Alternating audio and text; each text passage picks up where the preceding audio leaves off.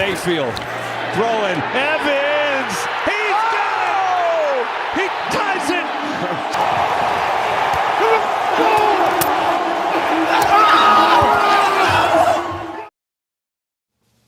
With this catch, Mike Evans was able to record his 11th straight season with 1,000 receiving yards, tying him with the greatest wide receiver of all time, Kadarius Toney.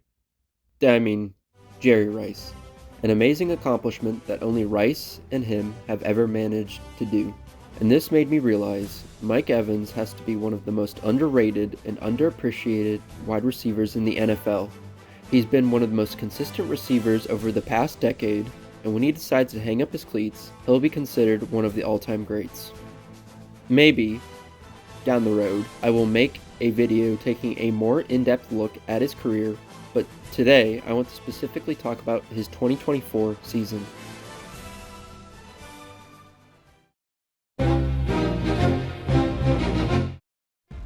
So, let's take a look at his journey to his 11th 1,000-yard season. Coverage one-on-one. Oh, what a catch! He kind of struggled in his first 7 games, accumulating 335 receiving yards, averaging about 47 yards a game. I will say, although he was struggling to accumulate yards, he was doing well in the touchdown department. He already had 6 receiving touchdowns by week 7, which, at the time, tied him for first in the league with Jamar Chase. At the pace he was going, it was looking more difficult to reach 1,000 yards. But hey, he's only 7 games into the season, with more than enough time to... Oh no. To make matters worse, he had to leave the game early against the Ravens because of a hamstring injury. This would end up sidelining Evans for 3 games. Now, instead of having 10 games to get the remaining 665 yards, he had 7. He went from only needing 66.5 yards per game to 95. Not easy. However, these difficult circumstances are what separate and mold players into greatness. Most players in Mike's shoes, or rather cleats, would probably come up short. The odds are against them, and despite these circumstances, Mike Evans showed his greatness.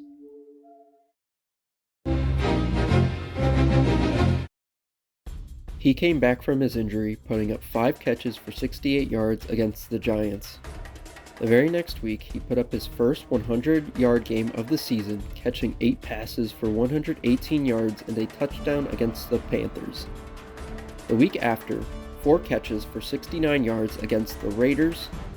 Then, by far his best game of the season, Evans exploded, catching 9 passes for 159 yards and 2 touchdowns while blowing out the Chargers. Their 20 fans in attendance must have been shocked by the upset. But anyway, this was a monster performance that was much needed. He was down to 3 more games and needed about 249 more yards. Against the Cowboys, he had 5 catches for 69 yards, and in the second to last week of the regular season, caught 8 passes for 97 yards and 2 touchdowns against the Panthers.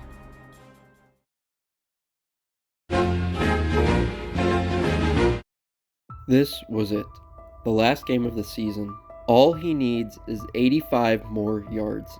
And I'm not going to lie, I was pretty confident he would get it. Heck, even Baker Mayfield was well aware that Mike was only 85 yards short of 1,000 and wanted to help him reach it. I see it playing out.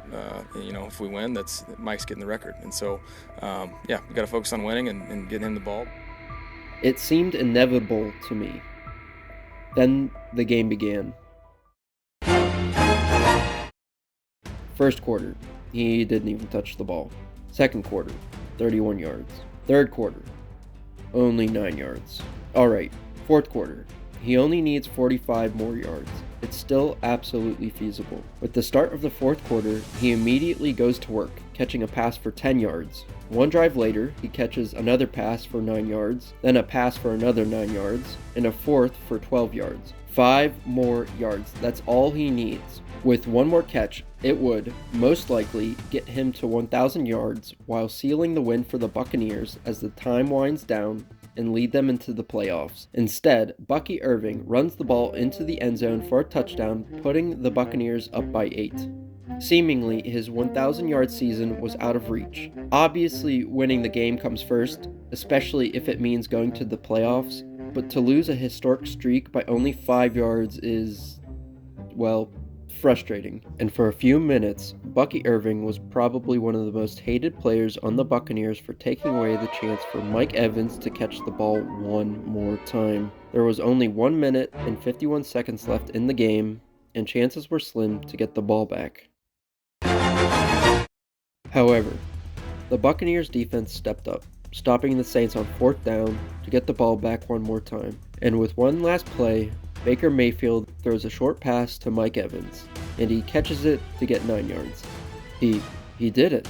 In the waning seconds of the game, Mike Evans reached 1,000 yards. I should point out, I actually didn't watch most of the game, besides the ending, because I was preoccupied with watching the Patriots painfully choke away the first overall pick, but at least I could be happy that Mike Evans kept his streak alive. After the 2024 season, here's a list of his rankings on the NFL's all-time stats list. He is currently 24th in receiving yards with 12,684, 9th in receiving touchdowns with 105, tied for 13th in yards per game with 75.5, and 35th in total receptions with 836.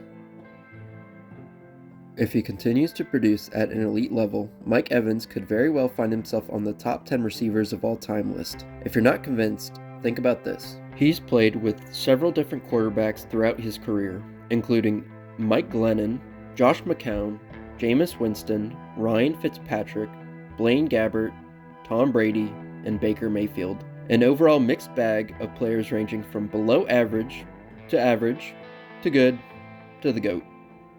Yet, no matter who his quarterback was or is, he is still able to put up decent numbers. Imagine if he played with consistently good or elite quarterbacks throughout his entire career. He might have had even better numbers when he retires. Now, do I think he will pass Jerry Rice, Randy Moss, or Terrell Owens in terms of all-time receiver rankings? No, probably not. For him to get remotely close to Jerry Rice, he would have to play another decade of good to great football without getting injured. Not to mention, Rice has overall more postseason success and stats. It truly shows that he was one of a kind. However, with the 2025 season, Mike Evans might be able to obtain a record that Rice couldn't even manage.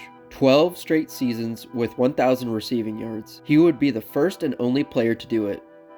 And I think, as long as Mike Evans is healthy, he will be the one to beat the record.